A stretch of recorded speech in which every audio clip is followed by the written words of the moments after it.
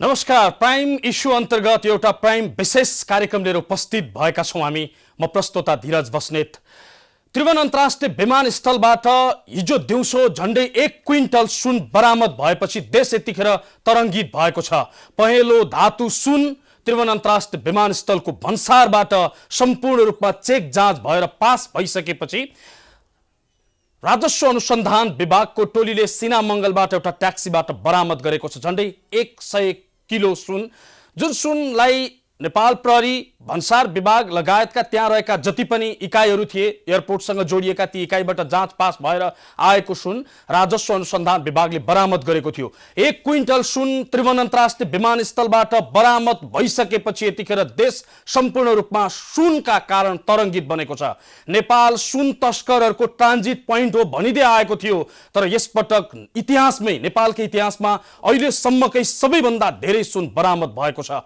यति धेरै सुन कसले लिएर आएको थियो र के प्रयोजनका लागि ल्याइएको थियो भन्ने प्रश्न उठिराखेको छ र राजस्व अनुसन्धान विभागले यसमाथिको छानबिन प्रक्रिया समेत अगाडि बढाएको छ। हालसम्म सुन तस्करीमा संलग्न भएका 6 जना व्यक्तिलाई पक्राउ गरेको छ। त्यो आशंकामा राजस्व अनुसन्धान विभागले र राजस्व अनुसन्धान विभागको अनुसन्धान कतातर्फ केन्द्रित भएको छ भने खासमा यो सुन कसको थियो र कसले लिएर आएको थियो, के उद्देश्यले ल्याएको थियो भन्ने कुरामा राजस्व अनुसन्धान विभागको अनुसन्धान केन्द्रित भएको छ। तर नेपालको इतिहासमा अहिलेसम्म यति धेरै सुन बरामद भएको रेकर्ड यो पहिलो हो। यसअघि 88 किलो सुन 2074 सालमा बरामद भएको थियो। चिनिया एजेन्टले लिएर आएको सुनलाई नेपाल प्रहरीले बरामद गरेको थियो। त्यसपछि यो अहिलेसम्मकै सबैभन्दा धेरै सुन बरामद भएको हो। नेपाललाई खास गरी सुन तस्करहरूले ट्रान्जिट बनाएका थिए र यो भन्दा अगाडि झण्डै 33.5 किलो सुनका विषयले लिएर देश पुरै तरङ्गित भएको थियो। 33.5 किलो सुन जुन हरायो भनियो, तर त्यो सुन वास्तवमा कसैले देखेन पनि भनियो। त्यही सुनका विषयमा लामो समय अनुसन्धान चल्यो, थुप्रै व्यक्तिहरू पक्राउ परे। त्यही सुनका कारणले गर्दाखेरि केही व्यक्तिको ज्यान समेत गयो र त्यही सुनका कारणले गर्दा जब व्यक्तिको ज्यान गयो, त्यही कारणले गर्दाखेरि केही व्यक्तिहरू यतिखेर जेल जीवन समेत बिताइराखेका छन्।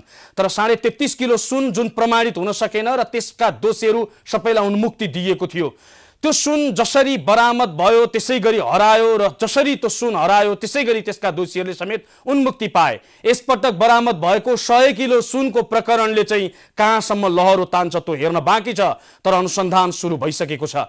नेपालमा यस्ता खालका सुन तस्करहरूको खासमा बिगी छ र यो विषयमा पछिल्लो समय नेपाल प्रहरीले हातै हालेको छैन भन्ने आरोप लाग्दै आएको थियो, किनकि तत्कालीन समयमा 33.5 किलो सुन जुन पक्राउ प्रकरण थियो त्यो प्रकरणमा मुछिएका कतिपय प्रहरीका कारणले गर्दा अन्य प्रहरीले समेत सुनमा हात हाल्न डराइराखेका थिए।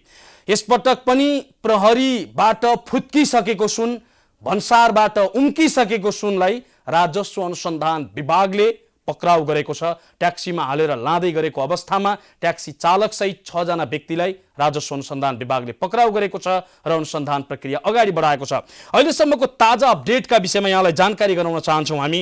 त्रिभुवन अन्तर्राष्ट्रिय विमानस्थलको भन्सार कार्यालयको जाँच पास क्षेत्रबाट पार गरिसकेको झण्डै 1 क्विन्टल सुन बरामद भयो। मोटरसाइकल र स्कुटरको ब्रेक सुभित्र लुकाएर ल्याएको सुन बरामद गरिएको थियो। यसैगरी 8 वटा कार्टुन बक्समा ल्याइएका स्कुटरका 160 वटा ब्रेक सुमा सुन हालिएको थियो र त्यो सुन ल्याइएको थियो। करिब 1 अर्ब मूल्य पर्ने भनिएको छ। नेपाली बजारमा अहिले 1,12,000 भन्दा बढी छ प्रति तोला सुनको मूल्य। 85 तोला बराबर 1 किलो सुन हुन्छ। अब तपाईँ आफै अनुमान गर्नुहोस् झण्डै 1 क्विन्टल सुनको मूल्य कति पर्छ होला। 1 अर्ब रुपैयाँ बराबरको सुन कसले ल्यायो नेपालमा? नेपाल राष्ट्र बैंकले प्रतिदिन 10 किलो मात्रै सुन बिक्रीका लागि अनुमति दिएको छ र त्यही अनुसार नेपाल राष्ट्र बैंकले व्यापारीहरूलाई सुन वितरण गर्दै आएको छ।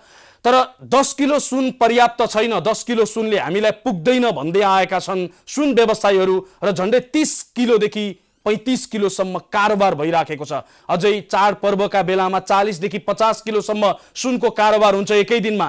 जम्मा 10 किलो नेपाल राष्ट्र बैंकले सुन दिँदै आएको छ। त्यसो भने बाँकी सुन कहाँबाट पूर्ति हुन्थ्यो? हो, त्यही कुराको क्ल्यू यो सुन जुन आज हिजो समातिएको छ, यही यसै गरी तस्करीबाट आएको सुनले यी सबै मागहरू पूर्ति गर्दै आएको थियो भन्ने कुरा प्रश्न पार्छ। र सुन तस्करहरूले यसै गरी नेपाल राष्ट्र बैंक मार्फत सरकारलाई कडाई गर्न लाउने, थोरै सुन मात्र दिने, बाँकी आफूले तस्करी गरेर लिएर आएको सुनलाई व्यापारीहरूलाई किन्न बाध्य पार्ने यो खालको परिस्थिति पनि राज्य संयन्त्रकै कारण निर्माण भएको र तस्करहरूको सुन यहाँ बिक्री हुन्थ्यो भन्ने कुरा पनि यसले कतिपय कुराहरू खोल्न सक्छ। यद्यपि धेरै कुरा अनुसन्धानपछि प्रष्ट हुँदै जानेछ, किनकि अनुसन्धानले पत्ता लगाउनेछ कि यो सुन कसले लिएर आएको थियो र यो सुन कहाँ लान खोजिएको थियो भन्ने कुरा। प्रारम्भिक जानकारी अनुसार हङकङबाट आएको यो सुन भारत लान खोजिएको थियो। यद्यपि नेपालमा पनि यसको बजार थियो होला, किनभने नेपालमा चाडपर्वहरू नजिकिएका छन्। झन्डै नेपालीहरूको हिन्दू नारीहरूको लागि एउटा महान पर्व हरितालिका तीज नजिकिँदैछ र हरितालिका तीजको अवसर पारेर यो सुन यतै तस्करहरूले बेच्न खोजेको पनि हुन सक्छ।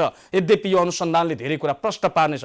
तर एउटा कुरा चाहिँ के प्रष्ट पारेको छ भने नेपालको एयरपोर्टबाट चार्ल्स सोब्राजले भनेका थिए हात्ती समेत म छिराइदिन सक्छु, सजिलै पास गरिदिन सक्छु। उनको त्यो भनाइलाई यो 100 किलो सुन जसलाई राजस्व अनुसन्धान विभागले समातेको छ, प्रहरीदेखि भन्सार एजेन्टसम्मबाट त्यहाँबाट निस्किसकेको भन्सारबाट जाँच पास भएर बाहिर आइसकेको सुनलाई जब राजस्व अनुसन्धान विभागले समातेको छ, यो कुराले के प्रश्न पार्छ भने चार्ल्स सोब्राजले त्यत्तिकै भनेका थिएनन् हात्ती समेत यहाँबाट सजिलैसँग पास गराइदिन्छु नेपालको एयरपोर्टबाट भनेर, किनकि यहाँ यस्ता खालका बिकाऊ पात्रहरू छन् जसले पैसाको बलमा जेसुकै गरिदिन सक्छन्। आफू बिक्नका लागि आफ्नो टाउकोमा प्राइस ट्याग बोकेर बसेका छन् यी तस्करका सहयोगीहरू, र जसका कारणले गर्दा तस्करहरू सलबलाइराखेका छन्। यो अनुसन्धानले के पनि भन्छ भने पछिल्लो 1 महिनामा मात्रै झन्डै 20-25 पटक सुन आवत जावत भइसकेको छ यो एयरपोर्टबाट, पछिल्लो 1 महिनाको अवधिमा मात्र।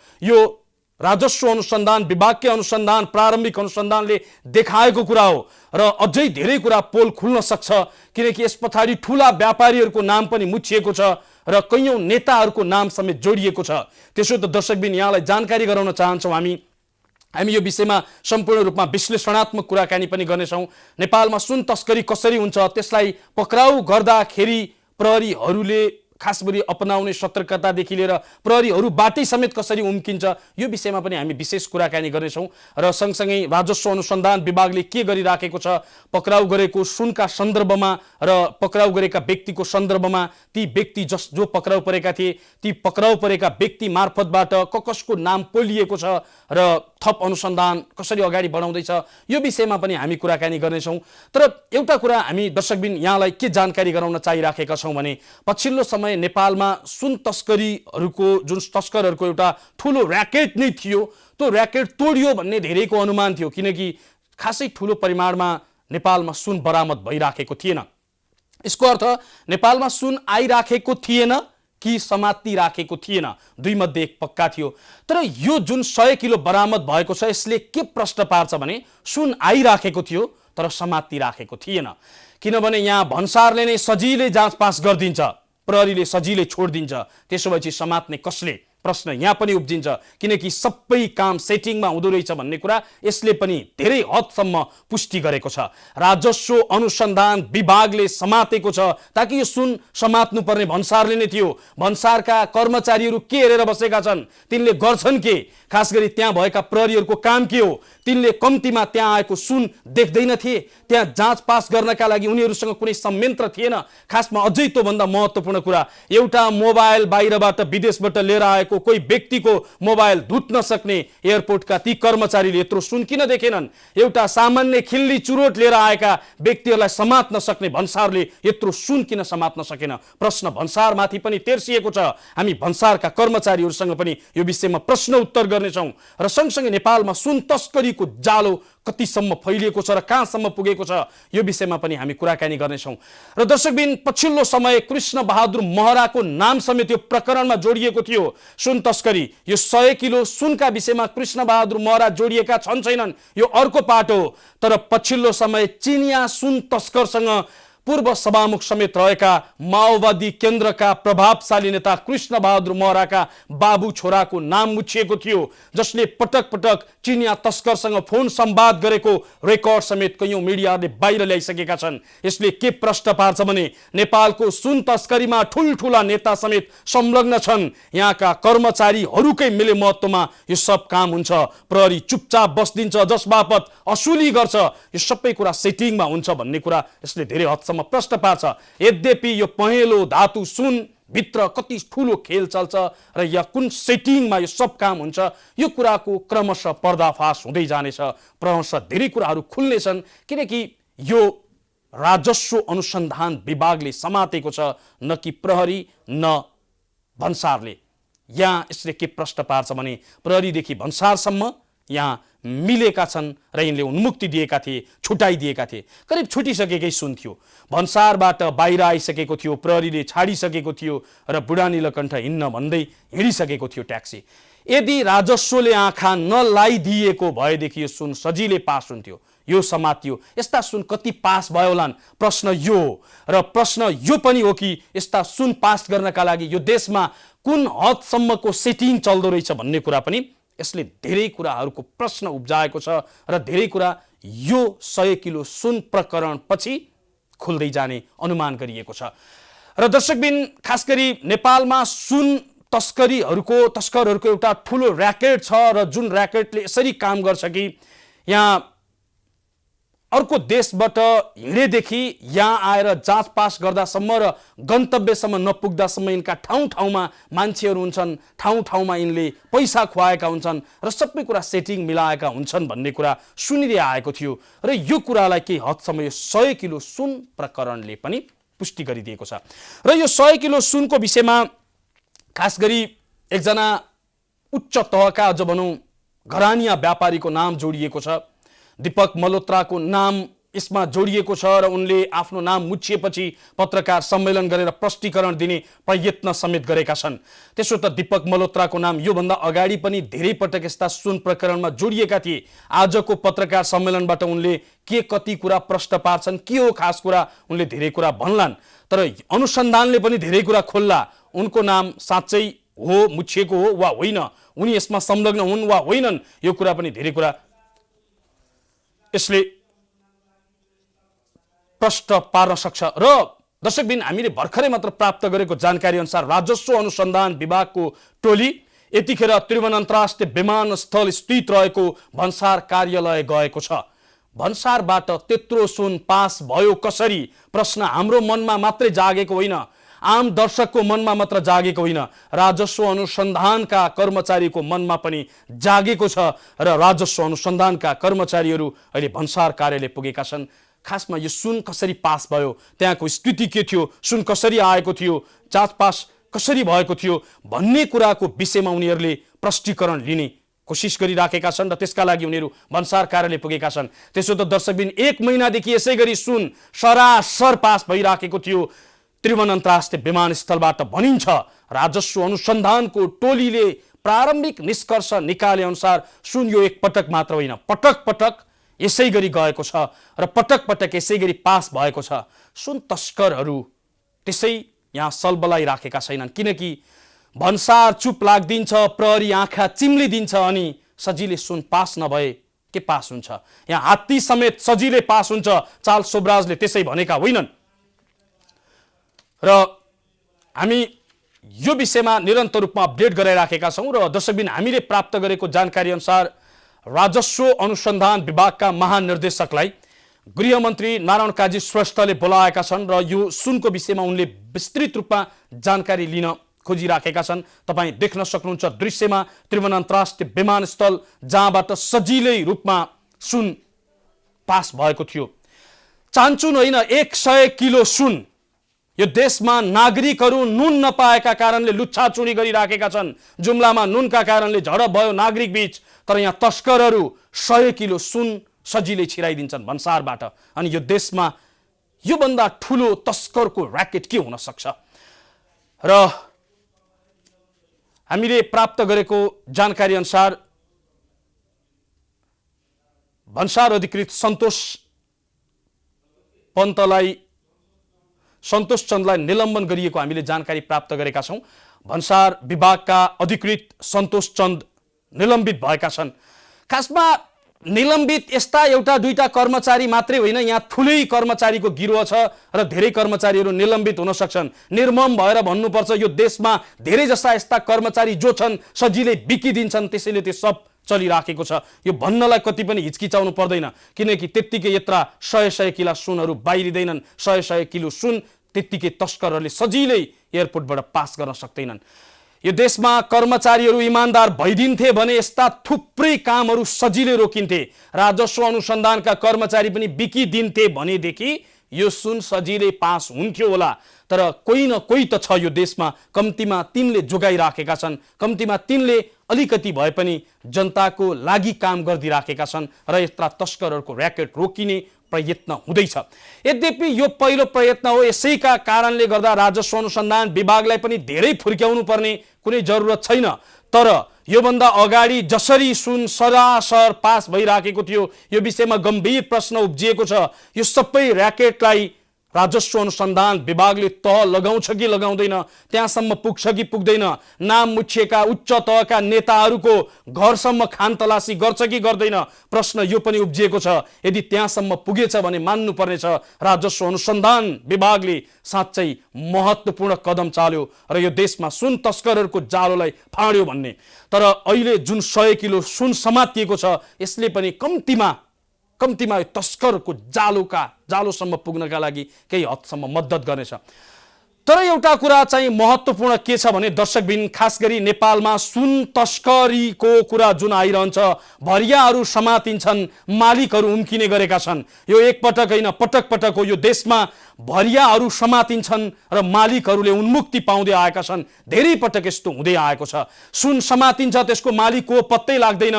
कैयौँ पटक त सुन समातिन्छ, त्यो पित्तल हुन्छ, यस्तोसम्म केस छ। तर त्यो अधिकांश प्रहरीले नै गरेका छन्। प्रहरीले समात्दा सुन समातेको भन्छ, तर भोलिपल्ट त्यो पित्तल भइसक्छ। हुन्छ कसरी? प्रश्न यो पनि हो। हामी निरन्तर रूपमा ताजा अपडेट गराइराखेका छौँ। 100 किलो सुन, झन्डै 1 क्विन्टल सुन बरामद भएपछि उत्पन्न भएको तरङ्गको विषयमा हामी निरन्तर रूपमा यहाँलाई अपडेट गराइराखेका छौँ। के भइराखेको छ, त्यसपछिको अनुसन्धान कहाँ पुगेको छ, भन्सारका कर्मचारी सुतेर बसेका थिए कि मिलेर सब काम गर्न दिएका थिए। हामी सँगसँगै राजस्व अनुसन्धान विभागको प्रारम्भिक निष्कर्ष अनुसार भन्सार कार्यालयका कर्मचारीहरूकै मिलेमहत्त्वमा यसरी सुन पास हुने गरेको थियो र सुन तस्करहरूले सजिलै एयरपोर्टबाट सुन उम्काउने गरेका थिए।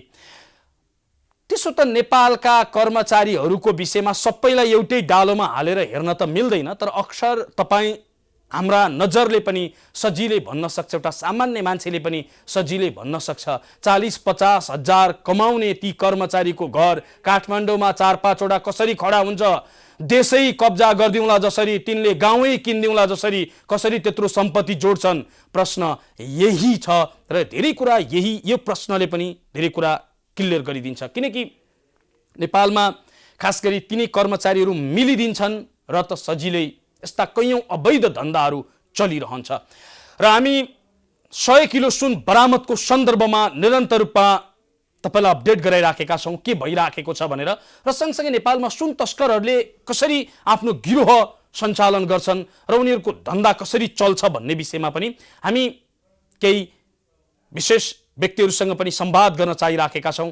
र हामी सँगसँगै यो विषयमा राजस्व अनुसन्धानका कर्मचारीहरूसँग पनि अनुसन्धानका विषयमा कुराकानी गर्नेछौँ। भन्सारका कर्मचारीसँग पनि कसरी यसरी सजिलै यत्रो सुन छुट्न सक्यो, यो विषयमा पनि हामी प्रश्न गर्नेछौँ। सँगसँगै नेपाल प्रहरीका रिटायर पूर्व प्रहरी अधिकारीहरूसँग पनि, खासमा नेपालमा सुन तस्करहरूको सञ्जाल कस्तो छ र त्यो सञ्जालले कसरी काम गर्ने गर्छ, नेपाल प्रहरी यो विषयमा कति सफल कति असफल, नेपाल प्रहरीले समातेको सुन भोलिपल्टै पित्तल कसरी हुन्छ, नेपाल प्रहरीले समातेको सुन भोलिपल्टै गायब कसरी हुन्छ, यो विषयमा पनि हामी संवाद गर्नेछौँ।